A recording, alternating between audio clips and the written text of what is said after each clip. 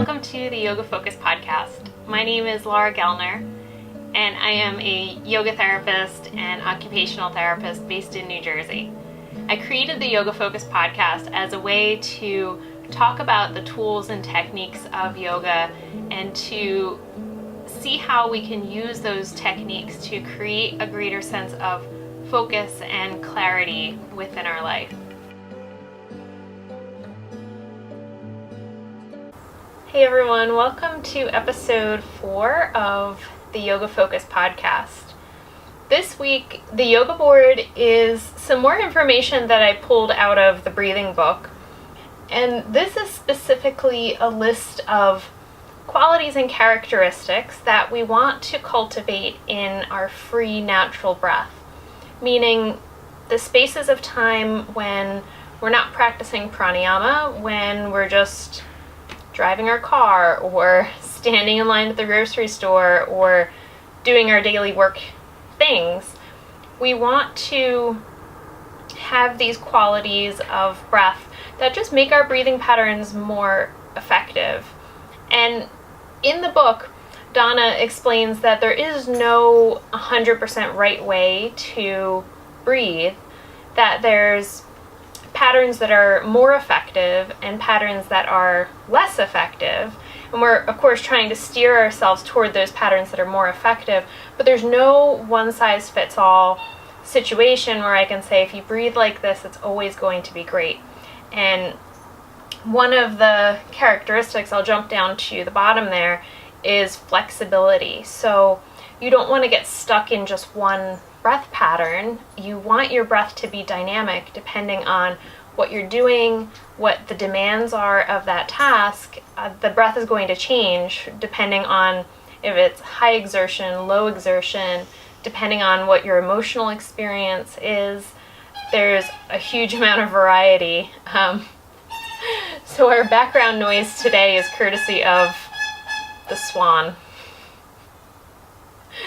Our tiny house is in a community by a lake, and the swan is friends with our neighbor and likes to sit in our yard. So that's the honking you hear in the background. It's too nice out today. I can't close the windows. It's like the first really nice spring day, and I'm hoping we get a little bit of bird noise in the background because other than the swan, some nice bird noise because it's like a gorgeous day out. So back to breathing. I want to open up with this quote that I have. This is the manuscript for the book that I've been working on, Yoga Therapy at the Wall. And in the chapter on breathing, I put this quote in that says, "Breath with awareness is prana, but breath without awareness is just air." This difference in being mindful versus not being mindful of our breath. And even in the spaces of the day when we're not necessarily trying to control or manipulate our breath, when we're just letting the body do its natural breathing, as it always does, those are the places where we can try to cultivate all of these different skills and characteristics. There are a total of 8 things that Donna listed in the breathing book. The first of which is this quality of oscillation, of a natural rhythmic movement with the breath, but specifically allowing there to be this ebb and flow as the breath comes and goes, that you're not holding yourself so rigid that the breath is kind of working within these very confined areas, that especially when you are just standing and being relaxed. This is a great one to practice in the grocery store. So you can allow this really subtle movement, and I'll exaggerate if you're watching the video format of this, that when you're inhaling, there's like this ripple up, and when you're exhaling, there's this ripple down. If you are somewhere where you can move your hands and not have people stare at you, then one of the exercises that I like to do is just letting the hands move up and down as if they were riding on your breath, but really soft, really fluid. you can take that movement as small or as large as you like, especially if you're out in public. It might be as simple as just relaxing your hands slightly and then ever so slightly bending your fingers and letting that movement focus your attention onto the breath. The idea is that the free breath is not necessarily when we're focusing or concentrating on it and trying to change it, but more of building up these skills that when you're not thinking about your breath, you've already practiced these good qualities and characteristics of just a free natural breath that will already be very innate to your breath pattern. So that oscillation of the body, following that constant movement of the breath, watching that when you're in your yoga posture, that you are not forcing yourself into that shape with so much effort that you're fighting the natural rising and falling. The imagery that Donna uses in the book is a piece of driftwood, and I've been coming back to that over and over in class this week, that when you're in what looks like a static version of a pose, you might be the only one who could feel that oscillation, but you can allow there to be just enough softness that the body has that slight movement as you inhale and exhale. And it makes it such a nice experience in that pose. And it's also a way to make sure that you're not putting in so much effort that you're crossing that threshold into what's going to be straining or counterproductive in terms of what kind of energy you're putting into that pose. Okay, so let's jump down to the next one, which is breathing from the diaphragm. And this is something that you'll hear a lot in yoga, but I think it kind of lends itself to a deeper exploration of the breath, which I'm planning on doing at some point in the future, just talking about what the primary muscles of respiration are and what the secondary muscles of respiration are. We get into trouble when we ask our secondary respiratory muscles, chest, sternocleidomastoid, upper traps, to do a primary function of just daily breathing, when those secondary muscles are really supposed to be like reserve breathing when you're sprinting or you're doing something that has a very high cardiovascular requirement. You're trying to find extra volume in the lungs. But it's also something that happens when the fight or flight response is activated. When we're in a stress response, we will bring the breath up really high and get kind of gaspy. And I know for sure if I'm having a day that was a little bit more taxing, I will feel that tension in my neck and my shoulders because I was probably chest breathing.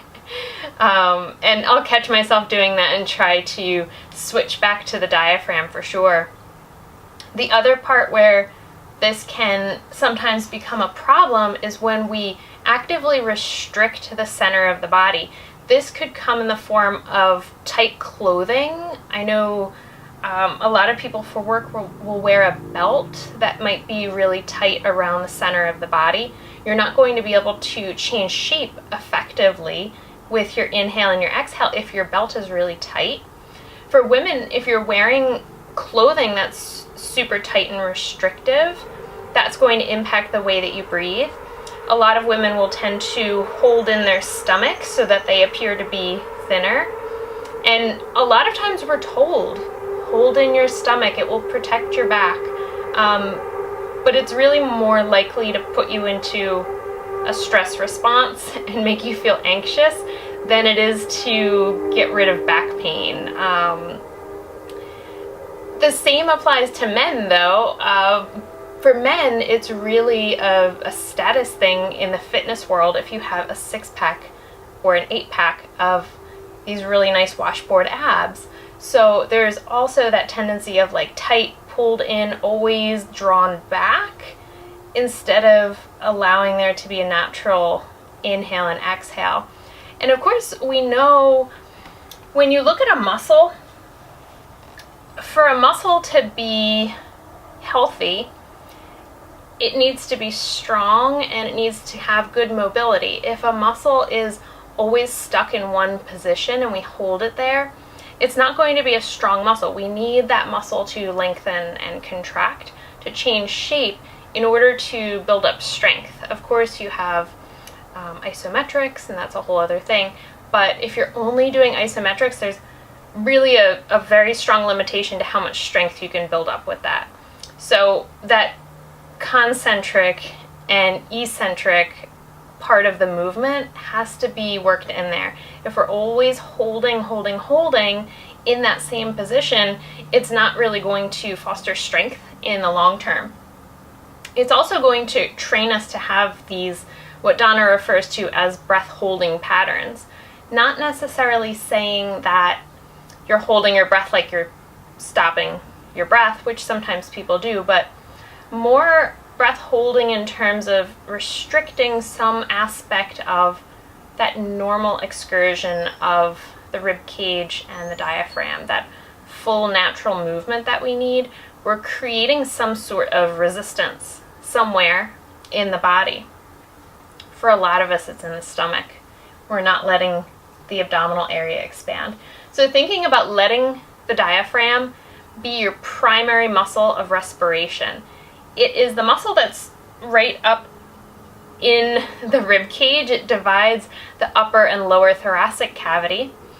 And the diaphragm has this really unique movement that causes a change in pressure inside the rib cage. So when it pulls down, it creates a vacuum effect that pulls the air down into your lungs. And then when it relaxes and domes up, it pushes the air out. That's going to interact with the side and front and back of what's happening in your rib cage. So the changing of shape in your rib cage is also going to affect the amount of leverage that your diaphragm will get when you're trying to create that shape of the inhale and the exhale. So I'll definitely make sure that I do a whole nother episode talking about some of the specifics about respiratory anatomy and the muscles. So that's all I'm going to say about that one for today. All right, the next one goes along with this idea of breathing from the diaphragm, and that's that you want to have an internal origin of your breath. Very similar to that idea of not letting your secondary respiratory muscles, your upper muscles, pull the breath in for you. Like you're grabbing that breath and forcefully pulling it towards you. It's an experience of letting your inhale arise naturally and internally. So it'll feel like it's coming from the center of the body, right around where the diaphragm muscle is, if that's the part of the body that's causing your breath, your inhale specifically, to start. But watching that process, because I know when I observe my breath and I'm in a challenging situation, I definitely tend to grab for my inhale and I put a little bit too much force behind it, and I will start to get that neck and shoulder tightness from those breathing exercises. And I think it's interesting if in your yoga practice you have been stretching your shoulders and your neck and your upper traps and maybe getting body work, maybe getting massages. I love to roll those muscles out with a ball. But if the tension habitually comes back, you know there's something else going on that you're not addressing. There's a root cause that we're not getting at. And a lot of times, it's the way that we're breathing, because that area is so involved. We don't think of it as being an area that is involved in our breath, but there's definitely a strong ripple effect if we have more functional or more dysfunctional breathing patterns. All right, so using the diaphragm, having that internal origin to the breath, making sure that the external muscles aren't grabbing or trying to pull that inhale in with force. The next element on this list is the multi-directional quality to the breath, or the 360-degree breath.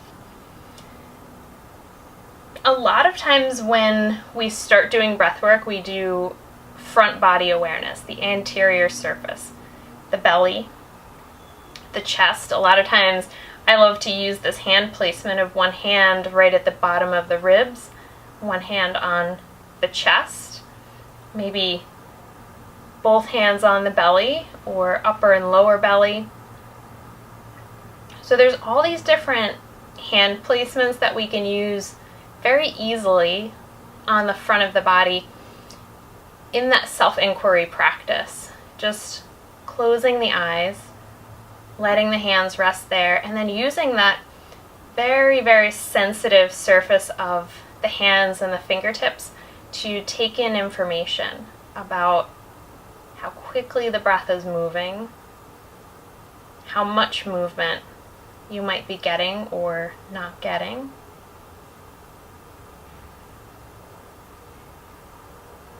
And then seeing if you can very naturally release anything that is restricting or impeding the breath so that the breath can move into that space naturally without us having to put force behind it. It should be a natural feeling of expansion.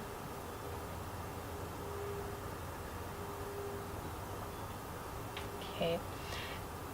That hand placement is really helpful for front body awareness in the changing of shape that happens as we're breathing, as the lungs are inflating and deflating because of the movement of the rib cage and the diaphragm.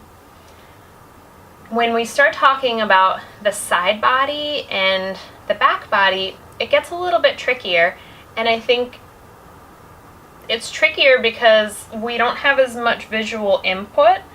We can't do the hand placement quite as easily. We just tend to talk about the front experience of the breath a lot more than the back body or the side body, depending on who you're practicing with. I feel like I've been talking about breath in the side body for like months now in my class. So the next part of that full multi-dimensional expression of your breath is the rib cage. There's a couple different things that I like to do for the hand placement for the rib cage. One is just, I call it the horseshoe, which is 4 fingers in front, thumb in back, and you just cup the hand around the side of the rib cage, but go low enough that your shoulders aren't tightening up. If you try to go real high, a lot of times the shoulder blades will shrug up. So you're thinking lower part of the rib cage, hands are horseshoed on either side. That gives you a lot of awareness and feedback about the shape change that's happening in the body side to side. How wide you're getting as you inhale, how narrow you're getting as you exhale. Watching the change of shape.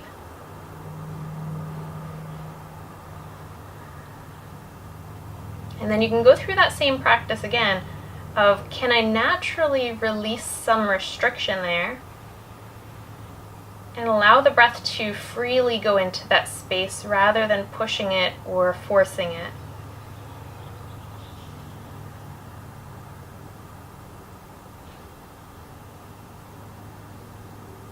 Okay, then the next hand position that I like to use is just a little bit trickier. You take your thumbs and you're going to loop them underneath the front of your armpit. I'm getting a little tight on space. But I find that this is a way to experience what's happening in the chest and the upper part of the rib cage, because there are lungs back here, without that sense of having to put lots of tension into the shoulders.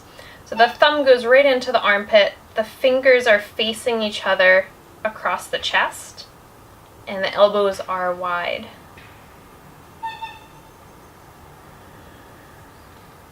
Coming back to your questions of just inquiring what is happening with my breath before you try to change anything.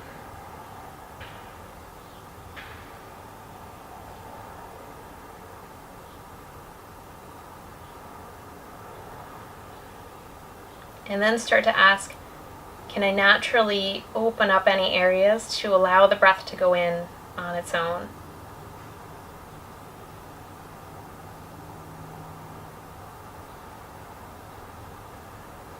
And then dropping the hands down. Okay, the last one is a hand in front and a hand behind. I like to use the back of my hand right along the lower part of my rib cage. The front hand is on the notch where the two sides of the rib cage start to come up toward the sternum. I like to go right over that space because that notch, that little triangle there that will get narrower and wider, it's going to give you a lot of information about what's happening in your rib cage as you're breathing, how much expanding and contracting those ribs are doing. Hand in front, hand behind, and then watch how that shape changes in between your hands. Just watch first without changing.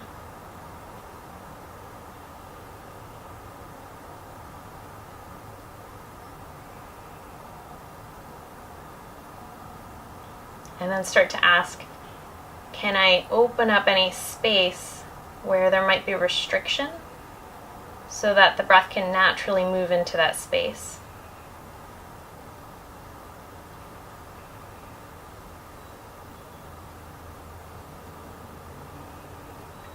Now, while you're doing any of these different breath explorations, you might notice that if you tend to overbreathe, like I do, I think this is a bad habit that I've picked up over many years of doing yoga practice and having this idea that bigger breath is always better, which is not true.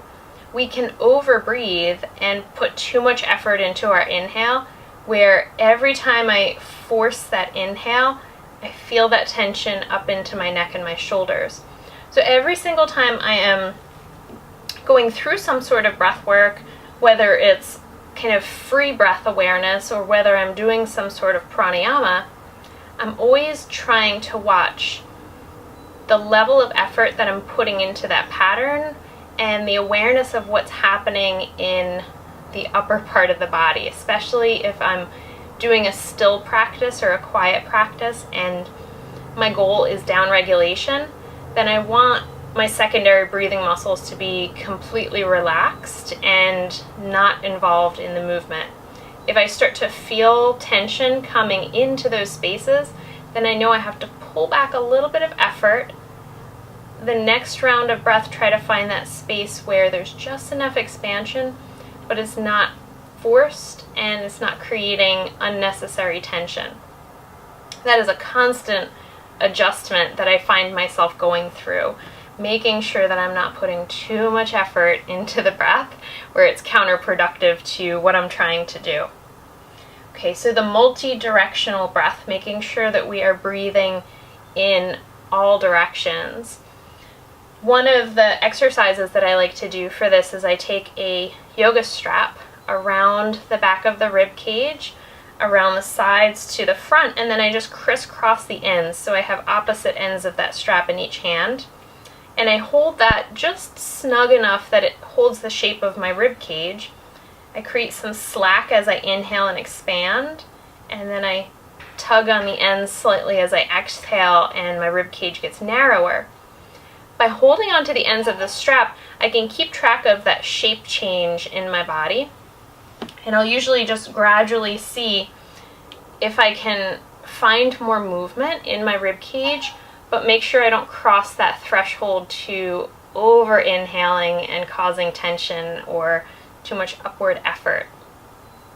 If you want a visual of that, I have a video on my Instagram page, just a quick little 30-second demonstration of how I put the strap around. And it's great when you take that, and you can do that while you're in some specific yoga poses. These past couple weeks we've done that in some variations of chair and some squats and goddess pose. We did it in Warrior 2. Anything where you can keep your hands free to hold on to that strap, and then it's a bonus if you close your eyes. So that stronger sense of internal awareness and self-inquiry when the eyes are closed, especially when you're doing breath work. A little bit more awareness. Then we'll jump down to the next one, and I kind of stuck a few together because I was running out of room on the board. But number 5 is making sure that the breath is calm and regular. If you think about the opposite of that, if the breath was very choppy, strained, and irregular, how would that make you feel if that was the breath pattern you had right now? Probably not so great. If you turn and go in the opposite direction and try to cultivate those qualities of calm and regular, how would those qualities make you feel? So you can see that connection between our emotional experience or the level of arousal in the nervous system and the connection that that has to the pattern or the qualities of our breath. The more regular the breath is, the easier it is for the mind to focus and hold regular attention on a task. When you have that breath that's super irregular, probably having some experience of the monkey mind where you're jumping from topic to topic, you might be anxious, there's a lot going on.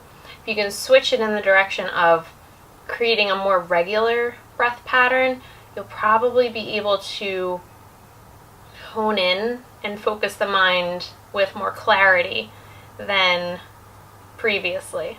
Okay, so the next one on here, I actually ran out of room on the board, so I didn't write it on, but the breath ratio of inhale for 2 and exhale for 3. If you've done breathing exercises in a ratio, it's a very short ratio.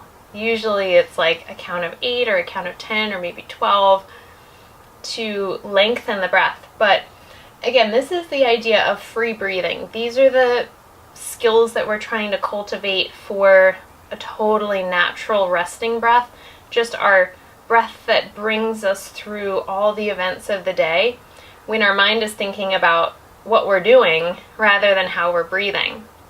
This breath pattern, sometimes when we're in Shavasana and we've let go of all the effort behind the breath, we've let go of our control of the breath, so it's coming back to that natural process of the body just breathing the way that it wants to.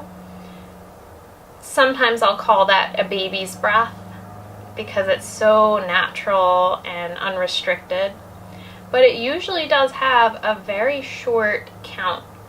It could be that inhale for 2, exhale for 3. So the next time that you are relaxed and maybe in Shavasana at the end of your yoga class, or maybe just driving and listening to music or sitting on the couch with your dog, just check and see what your breath ratio is. So there's another component here. It's that inhale for 2, exhale for 3. The exhale is just slightly longer, and then a pause, meaning the space after the exhale, we just let ourselves settle there. Inhale, exhale, little pause, let the inhale come up naturally. When we come back to that idea that I was talking about of over-breathing or forcing your breath too much, we tend to jump right into our inhale and try to grab it and pull it in.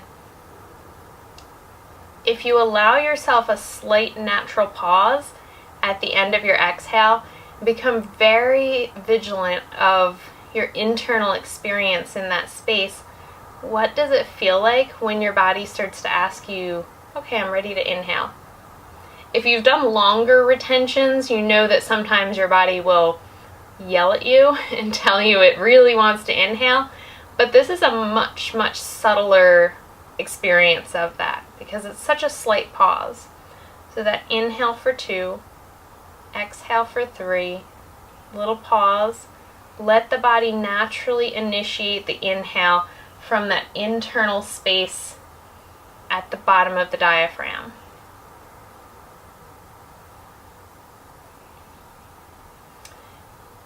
We tend to get really good at rushing because we're trying to fit so many things into our day and we're trying to multitask. And of course, the saying goes, whatever we practice, we get better at. But the problem is that we're not really good at discerning when we apply that very good skill of rushing. It will start to show in our breath when we're rushing right from exhale to inhale, and it becomes this very short, choppy pattern of breath, because just like everything else, we're trying to rush through our breath cycle. If you can find that just slight moment to pause after your exhale, you're connecting to that little bit of stillness that exists within our breath. And when we have comfort in being able to be still and being able to not rush, that practicing that characteristic is something that will have such a good impact on the rest of our lives. It can serve as our little reminder that we don't want to rush everything. So that very nice breath ratio, the 2-3 pause, natural inhale. Okay, so the next one I already kind of touched on, which is the flexibility of the breath. We don't want to, that's the swan, we don't want to get stuck in just one breath. And my experience of this was several months ago. I was doing a class with my students that was a cooling practice, and I suggested to them not to use the ujjayi breath. So if you're familiar with the ujjayi or the ocean sounding breath, we restrict the back of the throat slightly so that as the air comes in and goes out, it creates a sound. And I love the sound of the ujjayi breath. I've used it for so many years in my yoga practice, and I talk about the sound of ujjayi being an anchor that we can use for our attention. If while you're doing your yoga practice, you have a mind that likes to wander, if we give it that sensory input of the sound of our breath to focus on and just always watch that very consistent, regular pattern of inhale and exhale, it will help you to stay more focused and attentive in your practice. The flip side of this is if you've been practicing for many, many years and you've gotten really good at ujjayi breath to the point where as soon as you roll out your mat, your body is already ujjayiing, that is not really an ideal situation because you've crossed that threshold from that breath being really mindful to being something automatic and habitual. And that's when you can come back to that quote that the breath when we have awareness is prana, but the breath when it's habitual is just air. And of course, when we're on our yoga mat, that's our place to practice mindfulness. That's our place to work on those skills that we're going to use during the rest of our life. So we definitely don't want things to become habitual, like you're driving to work and you don't remember how you got there. We want to use our practice as a way to break those habits. So definitely, if you notice that you have created some kind of a habit or a pattern with your breath like that, give yourself that challenge of doing a different breath. I know my students were like blown away by how hard it was for them to not do ujjayi breath sometimes, that they would stop for a little while and then they would notice a couple minutes later, oh, I started doing ujjayi breath again. How did that happen? They would stop, go back to a quiet, smooth breath. Sure enough, 2 minutes later, the ujjayi breath was back. So that was such an interesting experience, and noticing how strong some of those habits are, things that we didn't really realize were actually habits.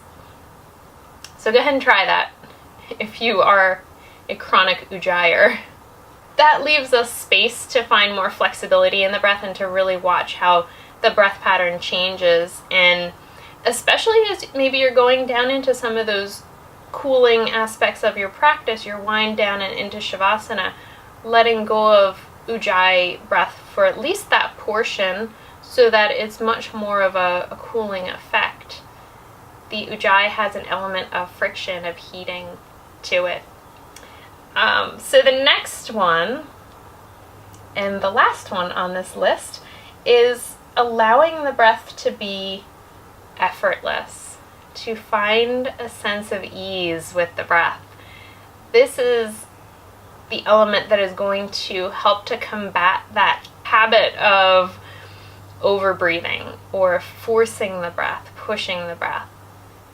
Just asking yourself, how can I find an effortless quality in the way that I'm breathing right now? And I love that in the context of what we're doing in our yoga practice, because the breath is so variable from one pose to another, or as we go through different orientations to gravity, like if you're standing up or if you're in an inversion, the breath is so different in those two different kinds of poses. So watching and seeing every single time you go into that pose, finding the breath that is effortless and has a sense of ease to it is always going to be a little bit different.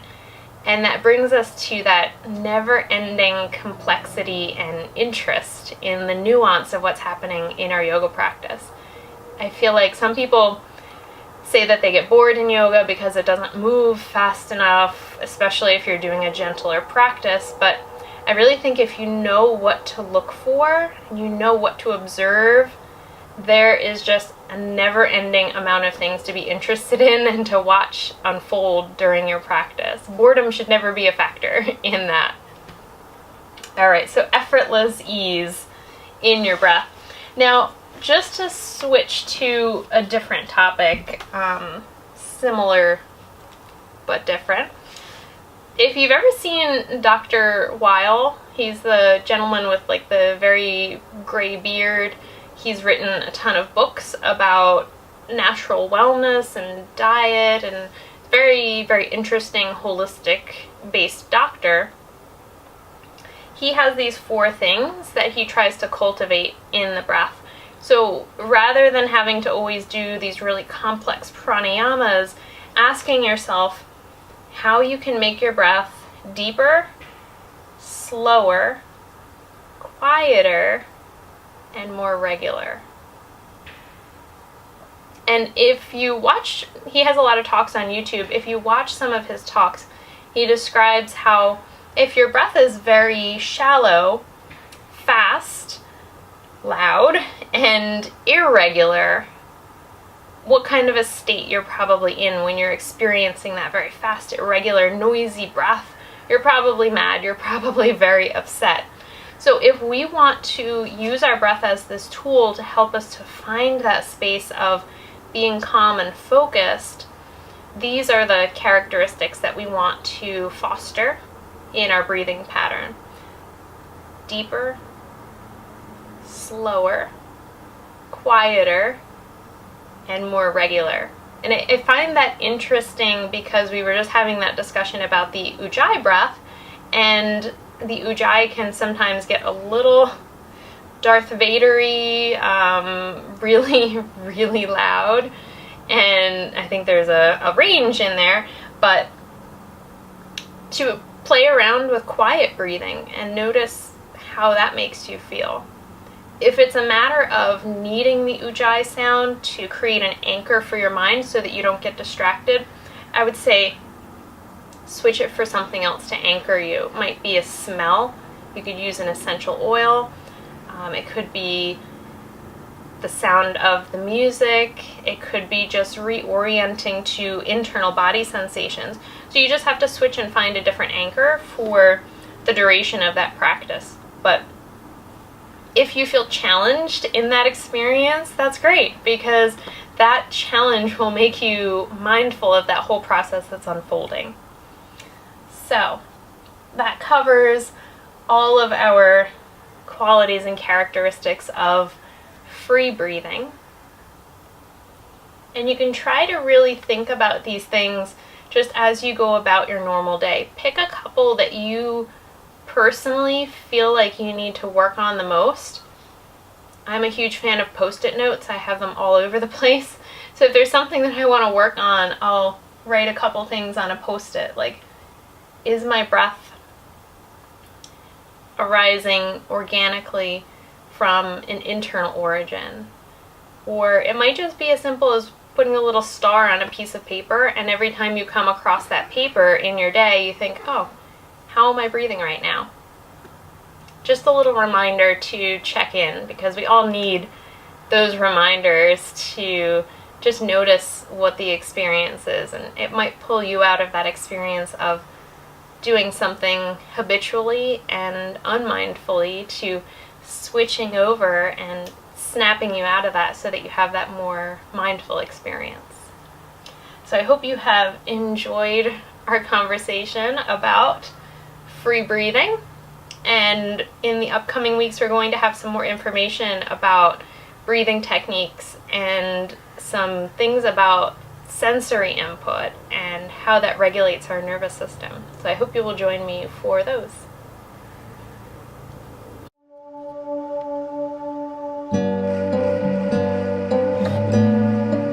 Thank you so much for joining me in this episode of the Yoga Focus podcast. If you'd like to leave me a comment or a question, you can go over to my YouTube channel at LauraGyoga and leave a comment under the video format of the podcast. Or you can go onto my Instagram, which is also at LauraGyoga, and leave me a question or send me a direct message on there. If you want to ask a question for a future podcast topic, go over to the Anchor app on your phone, and you'll have an option on there to send me a voice message, and you might be featured in a future episode.